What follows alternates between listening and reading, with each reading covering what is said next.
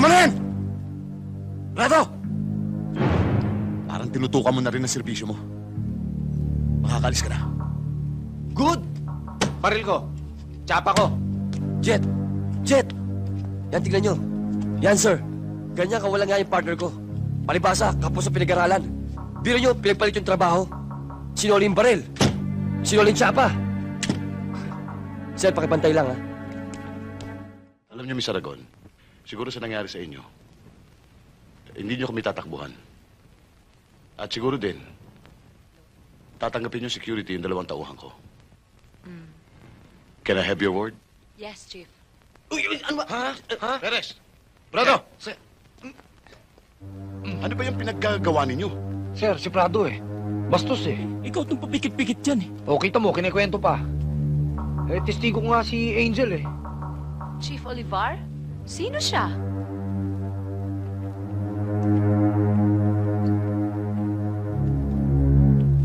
Co-graduate ko sa BMA.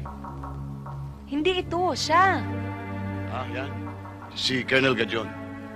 Siya! Siya yung tumutok sa akin. Kung makikita ko nga lang yung...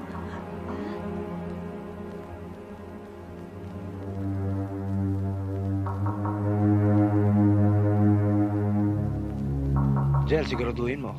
Mataas na tao yan. Bayani yan nung nakaraan na gulusyon. Eh, baka hindi nga siya. Tara na. Brado!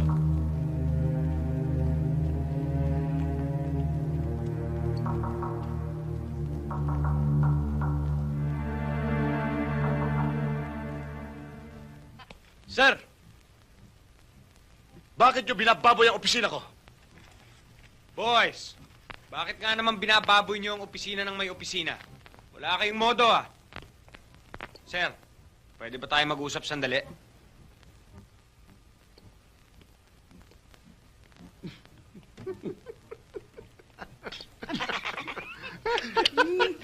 Bagay sa'yo.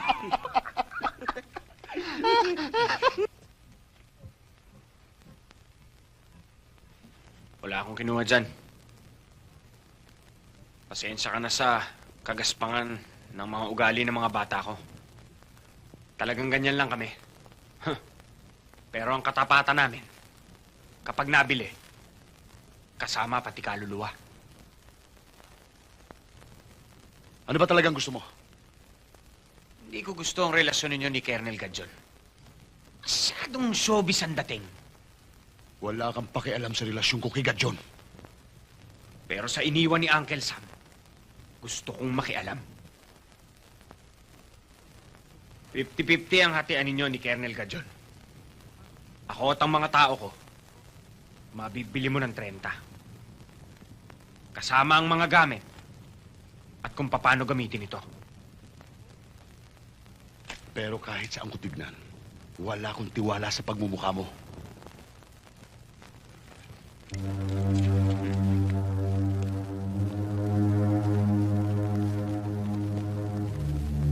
Kung di mo ako pinagkatiwalaan, tumahimik lang ako. Patay ka na. Sabog na tayong lahat dito. Wala na, sir. Gusto mo bang malaman kung saan nakatago ang armored van?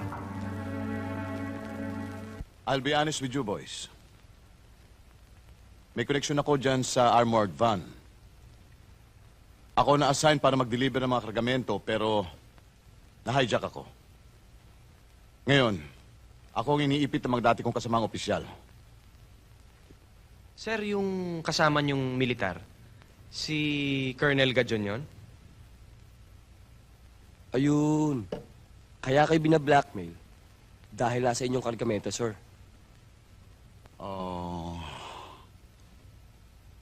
Tama at mali.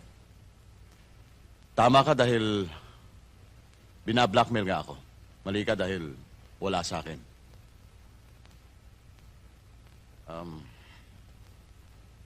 Pwede bang makahingi ng maliit na pabor mula sa inyo? Sir, basta't ba kaya namin eh. Alam mo naman sa atin yun eh.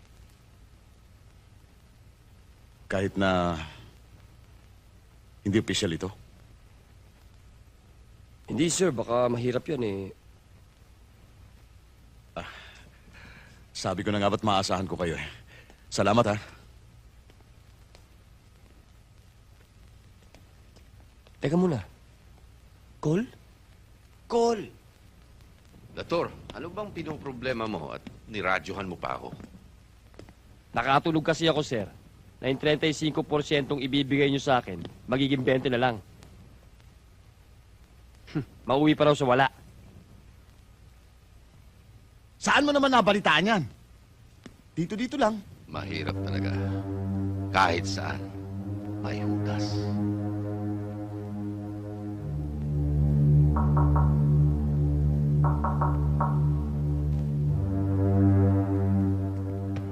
Ito lang masasabi ko. Tatablahin ko lahat ng tao, maliban sa'yo. Thank you, sir. Lagi mo akong maaasahan. Doon na natin pag-usapan. Matias! I-alert o lahat ng mga bata, baka masalisayan tayo.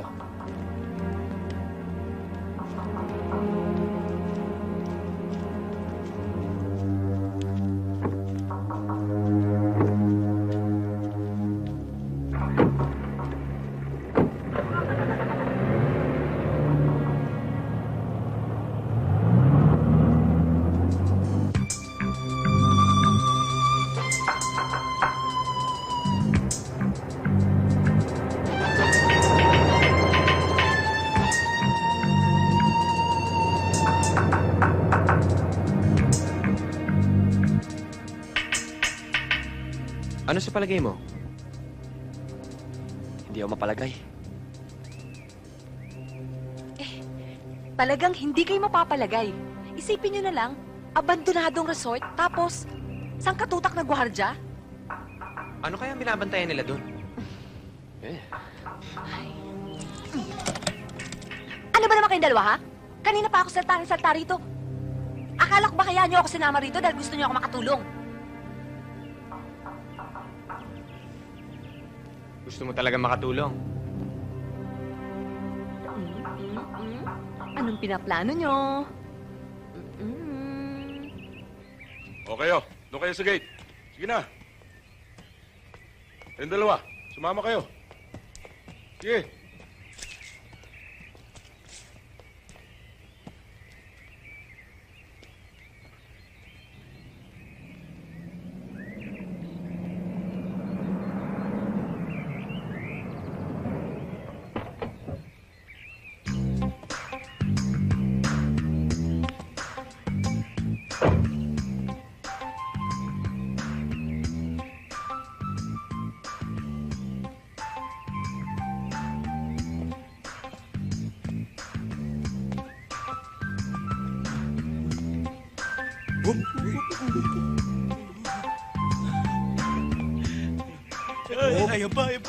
Hoy, igalang nyo naman ang suit nyo.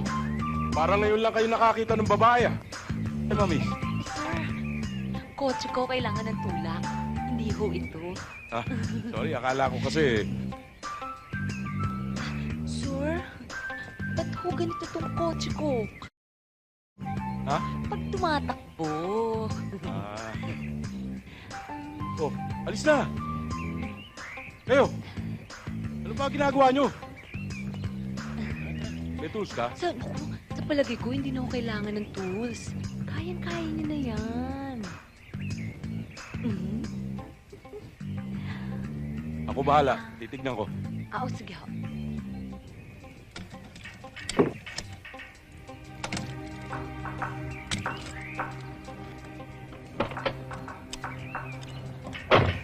Miss, paki-start mo nga. Okay.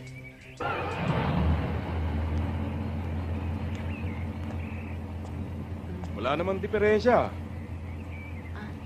Teka, paano ka nakapasok dito? Sir, naligaw lang ako dito.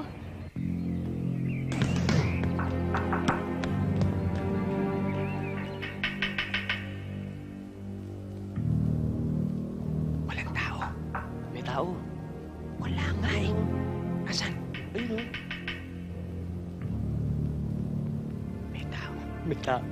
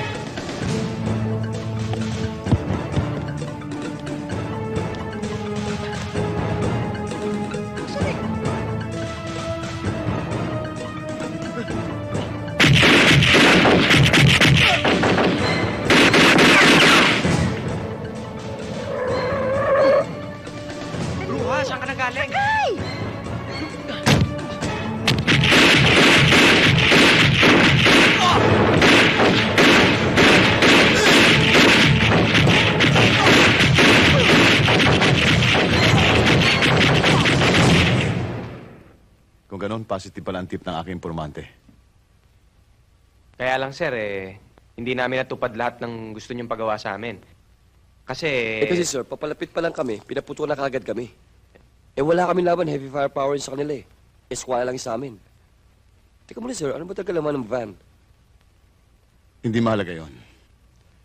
Ang importante, buhay kayo. Hindi kayo nasaktan.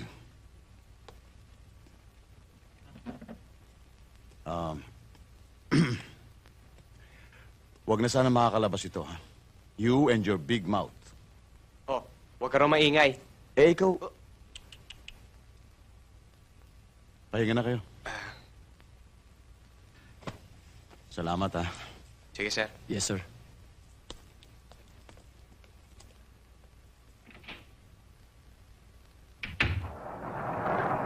Sir.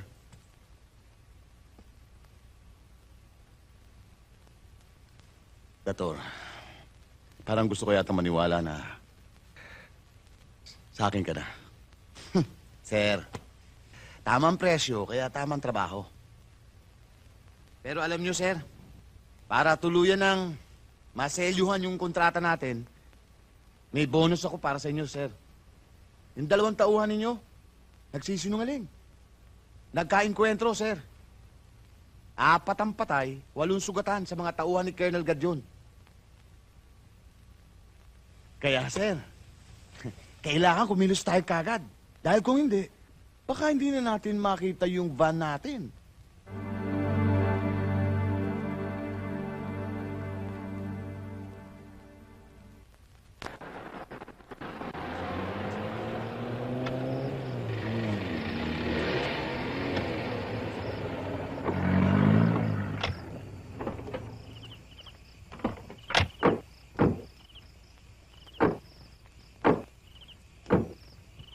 Classmate, bilib talaga ako sa intelligence niyo.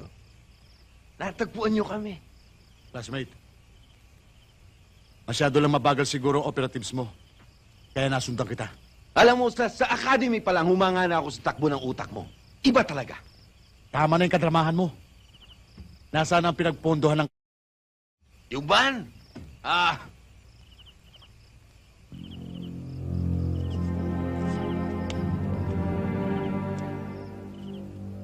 Pambihira ka rin naman, classmate. Ipinagsapalaran mo ang buhay mo dahil lang dyan. Mas lalo kang pambihira, classmate.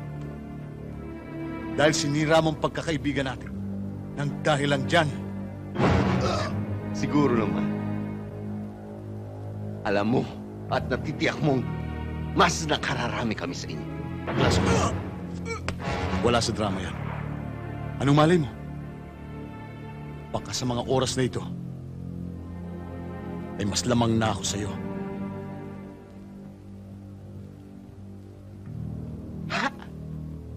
Pwes, didistansya ako sa'yo para nakikita kong lahat ng galaw mo. Classmate.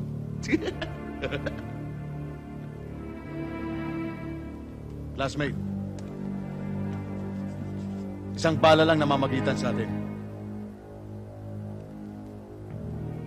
At kanino yung balang yun?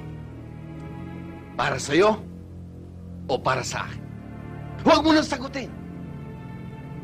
Dahil natiti ako sa'yo na para sa'yo ang balang yun. Jun, ibigay sa kanya ang bala.